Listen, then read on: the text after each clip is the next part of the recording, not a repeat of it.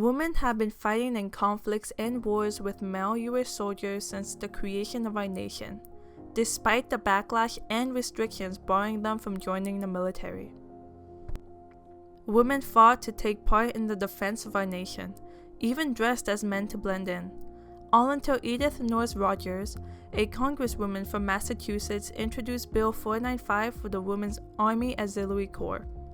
These brave women fought for our country and for their spot in the U.S. Army.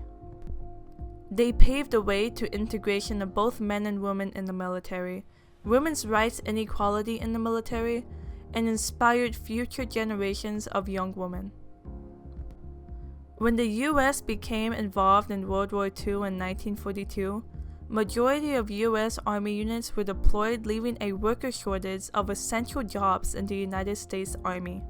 Previously, women were restricted to nursing roles in the military since 1901.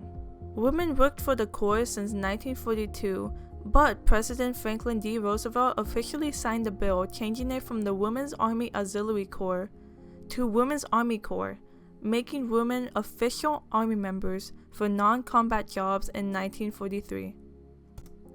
In 1942, women working for the Army were not protected by the Geneva Convention and did not receive any of the benefits that their male counterparts did, such as equal pay, overseas pay, healthcare, or government life insurance.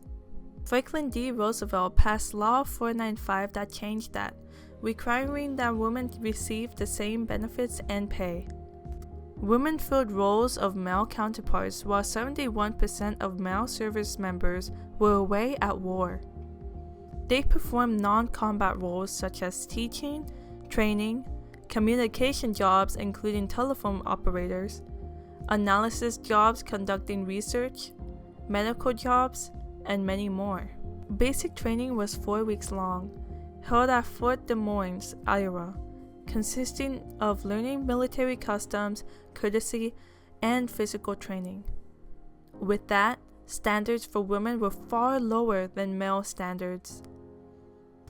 While women and men trained separately, men's basic training was 14 weeks long, but dropped down to 6 weeks in 1944. The standards and expectations for both men and women were drastically different, as women during this time were still battling the stigma of not being seen as beneficial members of the Army. The women who decided to serve their country were met with massive amounts of criticism. When the bill came into Congress for the RAC to become an official part of the Army, many male congressmen were concerned that there would not be enough women at home to cook, clean, and take care of children, while the female service members believed that enlisting would help bring their husbands home sooner from war. The armed services developed commercials to try and combat many of the negative messages being sent to women.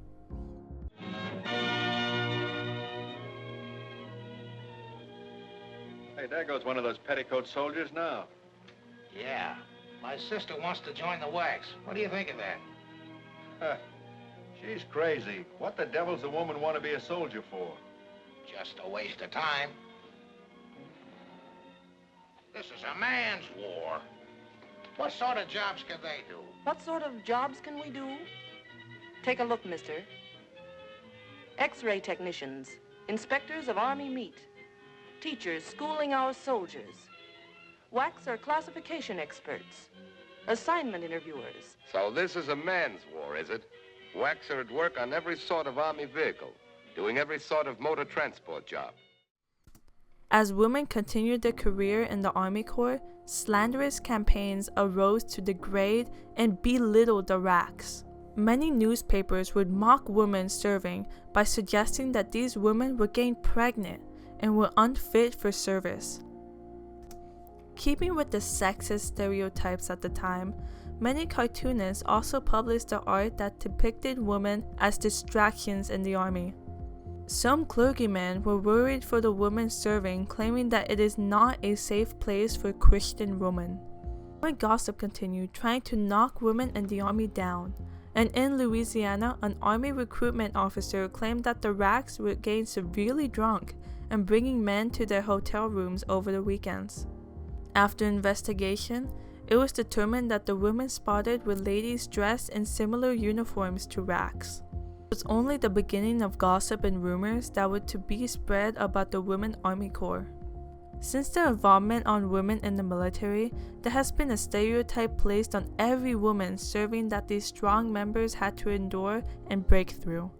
The Women Army Corps members continued their service in the 1st Battalion deployed overseas to Europe in July of 1943.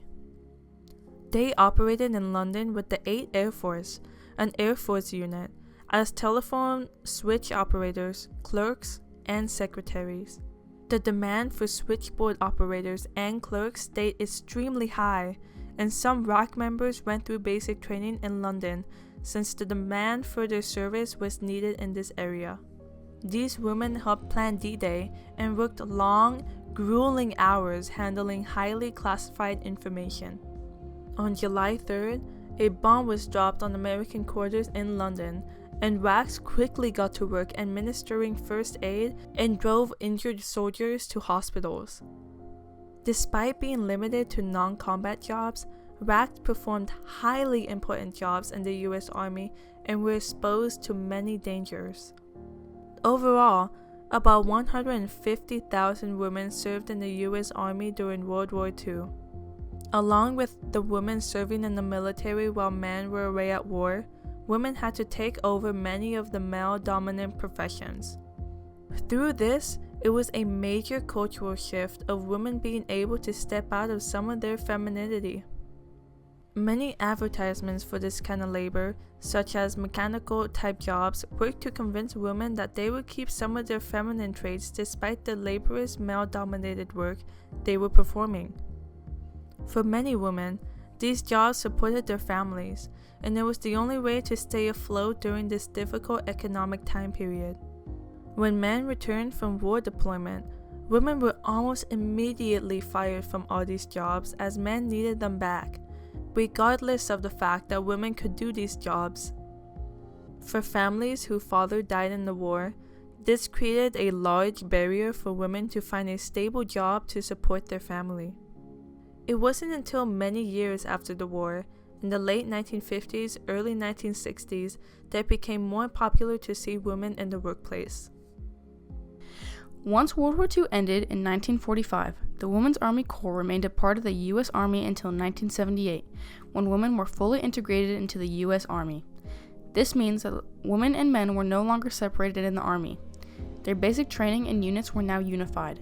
With this major step in women's equality in the military, they were still not allowed combat-related jobs, and only several years later did the Army stop co-educational basic training in 1982. The reasoning behind this was that male recruits were not being physically challenged enough. Despite this reasoning, TRIDOC, United States Army Training and Doctrine Command, concluded in 1977 that women's basic training was not on par and not as demanding or effective as male basic training, and changes were made to make standards similar, making basic training equally as challenging. While the women's rights movement was in full swing, gender-integrated training went back on track in 1994, after the largest female deployment into war zone for Operation Desert Storm caused TRIDOC to return to this way of basic training. During this time in 1994, President Bill Clinton removed the risk rule, allowing women to serve all jobs except for direct ground combat roles, such as infantry, combat engineer, armor, artillery, and special operations, providing women with so many more opportunities. In 2013, it was determined all limitations were to be lifted from female service members, and opportunity for involvement in the military became equal between both men and women in 2015. The Women's Army Corps were some of the first females to show their skills to be beneficial to the U.S. Army. Because of them, they helped change the way society views women service members and the professions women can accomplish.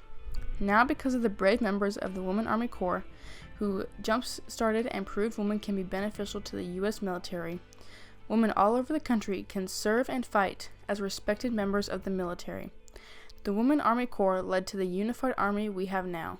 They proved women's capabilities in a time of minimal women's rights, and now they are role models for so many girls to look up to for the opportunities women have today to honor and serve our beautiful nation, becoming a turning point for women's involvement in the U.S. military.